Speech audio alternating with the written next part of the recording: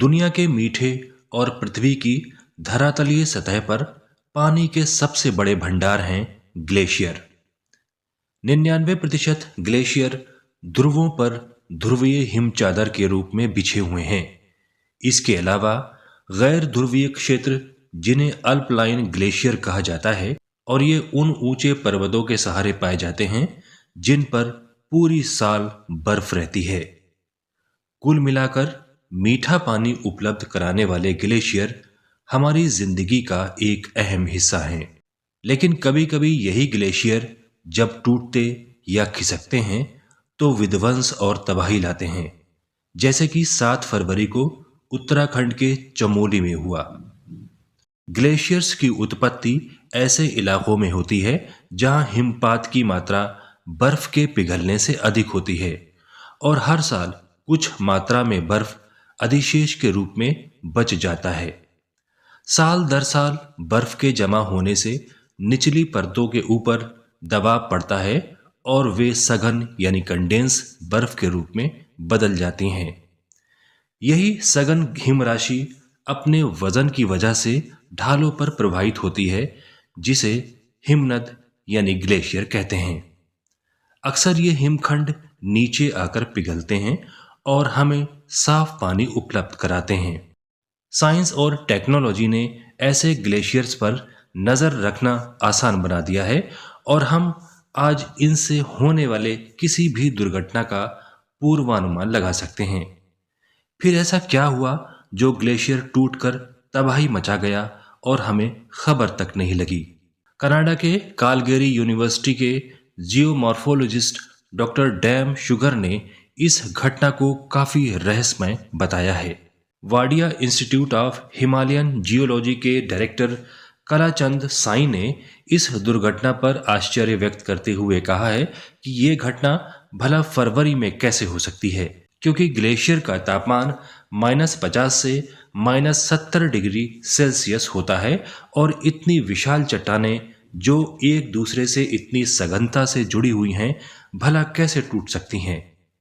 वो इस आपदा की वजह झूलते ग्लेशियर के ढह जाना बता रहे हैं।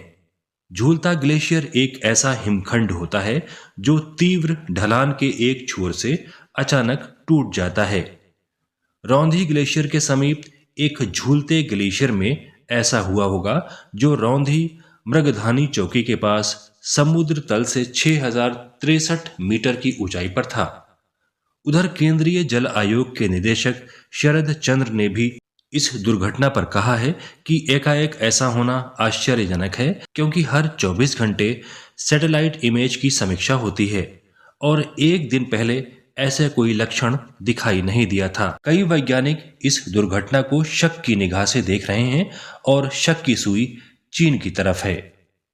जी हां, चीन, जो पिछले साल दुनिया में कोरोना वायरस फैलाने का दोषी माना गया था, वही चीन अब इस दुर्घटना के लिए जिम्मेदार माना जा रहा है। चीन की इस चालाकी ने बिना एक भी सैनिक के भारत में अरबों खरबों रुपए का नुकसान कर दिया है, जिसमें तपोवन में बन रहा हाइड्रो इलेक्ट्रिक प्रोजेक्ट पूरी तरह से तबाह और बर्बाद हो गया है। ऐसी आशंका व्यक्त की जा रही है कि चीन ने भारत जैसी किसी काली यानी किलो एम्पियर लीनियर इंजेक्टर जैसी लेजर बीम से ग्लेशियर को काटकर इस विध्वंस को अंजाम दिया होगा। दुनिया की अत्याधुनिक टेक्नोलॉजी से लैस चीन ने काली जैसे खतरनाक हथियार बना लिए हैं, जो ग्लेशियर को बिना किसी आवाज या विस्फोट के सर्जिकल प्रेसिजन से काट सकते हैं। वैज्ञानिक ये भी संभावना व्यक्त कर रहे हैं कि नंदा देवी के नीचे की ओर लटका हुआ एक टुकड़ा, जिसे रॉक स्लोप डिटैचमेंट कहा गया है, ने संभावित रूप से 2 लाख वर्ग किलोमीटर बर्फ को सीधा 2 किलोमीटर नीचे गिरा दिया होगा, जिसने भूस्खलन को जन्म दिया, और जिससे बना मलबा, पत्थर, बर्फ हिमस्खलन की सूरत में बहकर नीचे आया, जिसे सैटेलाइट तस्वीरों में धूल के निशान से पहचाना गया। जो भी हो, इस दुर्घटना ने वैज्ञानिकों की चिंताएं बढ़ा दी हैं। पर्यावरणविदों का मानना है कि उच्च हिमालयी क्षेत्र में आने वाले भूकंप भी तबाही का कारण बन सकते हैं, और इससे भविष्य में भीषण जल त्रासदी की स्थिति पैदा हो सकती है। आपको रिसर्च न्यूज चैनल का ये एपिसोड कैसा लगा और आगे आप किन विषयों को देखना चाहते हैं, हमें कमेंट बॉक्स में जरूर बताएं। अगर आपको ये एपिसोड पसंद आया हो तो इसे लाइक और शेयर जरूर करें, साथ ही साथ सब्सक्राइब भी करें, ताकि हम ज्ञान विज्ञान की रोचक जानकारियां इसी तरह आप तक पहुंचाते रहें।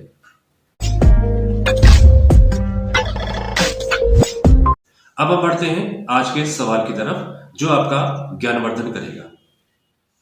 क्या आप बता सकते हैं कि हिमालयी क्षेत्र में ग्लेशियरों पर नजर रखने के लिए समिति बनाई गई है, उसका क्या नाम है? इस सवाल का जवाब है, हिमालयी क्षेत्र में ग्लेशियरों पर नजर रखने के लिए समिति बनाई गई है, जिसका नाम है दिवेचा सेंटर फॉर क्लाइमेट चेंज, यानी DCCC।